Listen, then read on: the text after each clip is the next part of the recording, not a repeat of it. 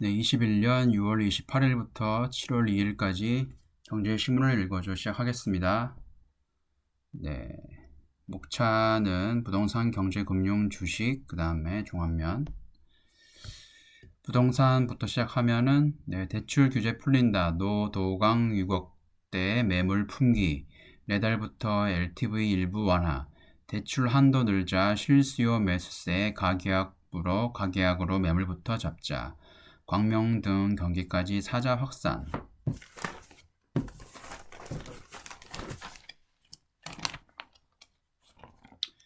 하얀주공 7단지 같은 경우에는 전용 59제곱미터가 2곡에 거래되고 8, 9억까지 키 맞추기 상승을 하고 있습니다. 노도강, 여기서 노원, 도봉, 강북구 등 서울 외곽 지역과 경기 지역의 6억에서 7억 원대 아파트 매물이 빠르게 소진되고 있다. 다음 달부터 담보 인정 비율 LTV 규제가 완화되면서 대출을 더 받을 수 있게 되자 매수세가 몰린 영향이다.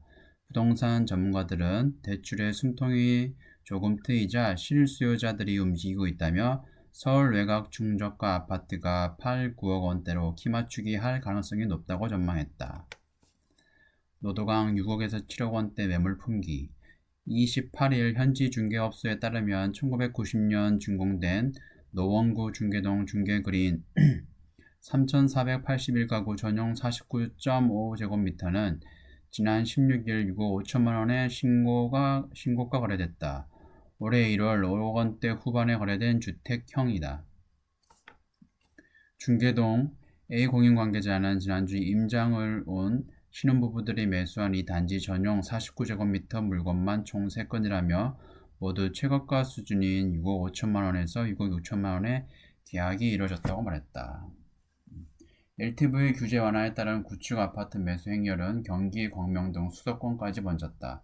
최근 광명시 하얀주공 7단지 전용 59제곱미터는 최근 실거래가가 7억 원을 찍었다. 올해 1월만 해도 5억 원대에 거래된 주택형이다. 하얀동 비공인 관계자는 기존 매수 대기자가 아닌 임장을 놓은 신혼부부가 전용 59제곱미터 매물을 7억 원대 계약했다며 남은 매물은 호가 7억 3천에서 7억 5천까지 올랐다고 했다. 장재현 리얼투데이 리서치 본부장은 대출 가능 최대 금액이 4억 원으로 묶인 데다 총 부채 원리금 상환 비율이 40% 규제 등도 7월부터 적용되는 만큼 규제 완화 혜택을 볼 수 있는 중저가 매물이 많지 않다면서도 노도강 등의 6억에서 7억 원대 매물은 자취를 감출 가능성이 높다고 전망했다. 다음 경제, 금융, 주식. 급등주 뒤늦게 추격 매수, 강세장에서 고전하는 개미들. 한 달 순매수 상위 종목 10개 중 마이너스. 증시 하락에 베팅하는 인버스, ETF 대량 매수. 호텔 신라, CJ E&M 등 실적 기대주 선별 투자를.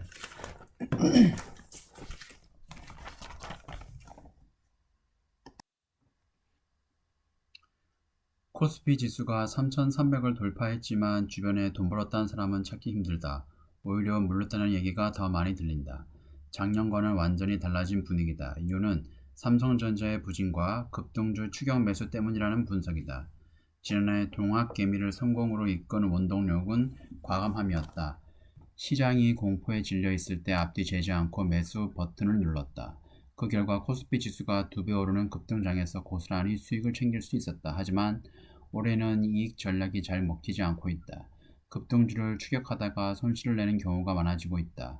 코스피 지수가 사상 최고를 기록했지만 개인들이 순매수한 종목 상당수는 마이너스를 기록하고 있다는 것으로 나타났다. 순매수 10개 종목 중 6개 하락. 최근 한 달 5월 25일에서 6월 25일간 개인들의 순매수 상위 10개 종목을 조사한 결과 10개 중 6개가 마이너스권에 있는 것으로 집계됐다. 외국인과 기관이 사들인 종목이 대부분 오른 것과 대조적이다. 기관은 순매수 상위 종목 10개 모두 상승했고 외국인은 9개 올랐다. 이 기간 개인들이 가장 많이 사들인 것은 삼성전자였다. 총 1조 394억 원어치 순매수했다. 주가는 2.13% 올랐다. 하지만 다른 종목은 주가가 대부분 떨어졌다. 코덱스 200 선물 인버스, 포스코, 신세계 아모레퍼시픽 등이 일제히 약세를 보였다. 조사 기간 오른 일부 종목도 수익을 냈다고 볼 수 없다.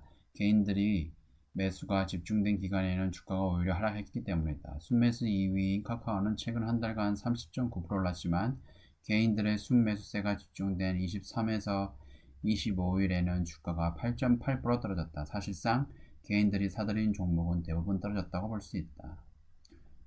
개인들이 많이 산 종목의 공통점은 주가가 단기간에 오른 급등주라는 것이다.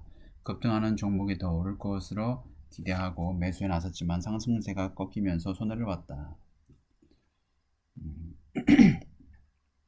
전문가들은 코스피 지수 3300 시대에는 투자 전략도 달라져야 한다고 입을 모았다. 첫 발걸음은 유동성 장세가 끝났다는 사실을 받아들이는 것이다.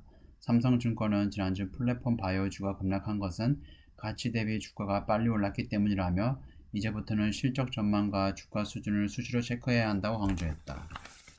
삼성증권은 하반기와 내년에도 실적이 늘어날 수 있는 종목을 주목하고 있다. 소비활동 정상화로 실적 개선이 예상되는 호텔신라 CJENM과 성장 사이클에 진입한 자동차가 대표적이다. 2차전지 관련주인 삼성 SDI, SK이노베이션과 SKC, LG전자, KCC도 추천 목록에 올랐다. KTB투자증권은 실적이 개선되고 있는 업종을 선별하라고 조언을 내놨다.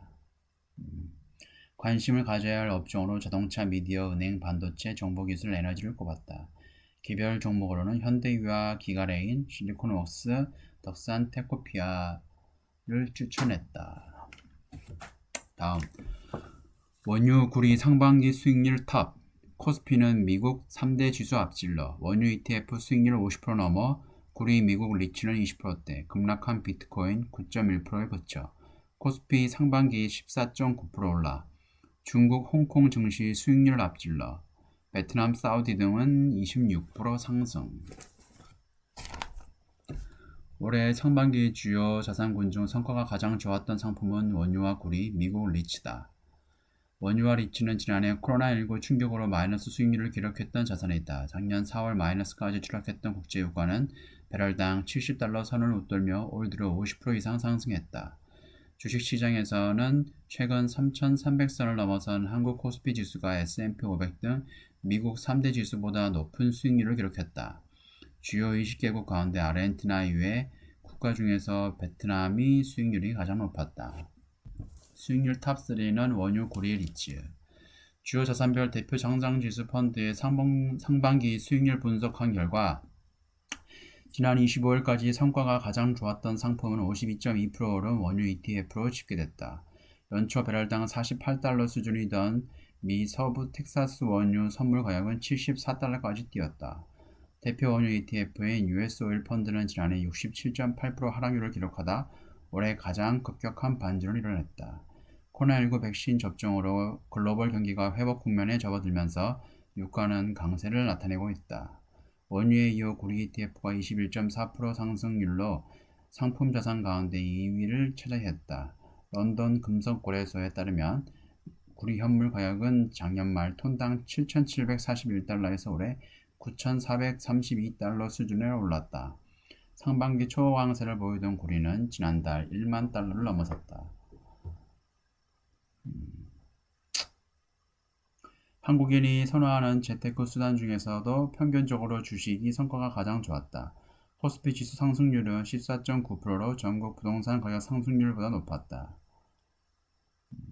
주요 국내 주식은 세계 주요국 주식과 비교해도 중상위권의 수익률이었다. 코스피 지수 상승률은 세계 주요 20개국 대표 주가 지수 19개 중 7번째로 높았다. 미국 S&P 500 지수가 13.97, 다우 지수는 12.51, 나스닥 지수는 11.41을 모두 앞섰다. 신흥국 중에서는 베트남 수익률이 26.1%에 달했다.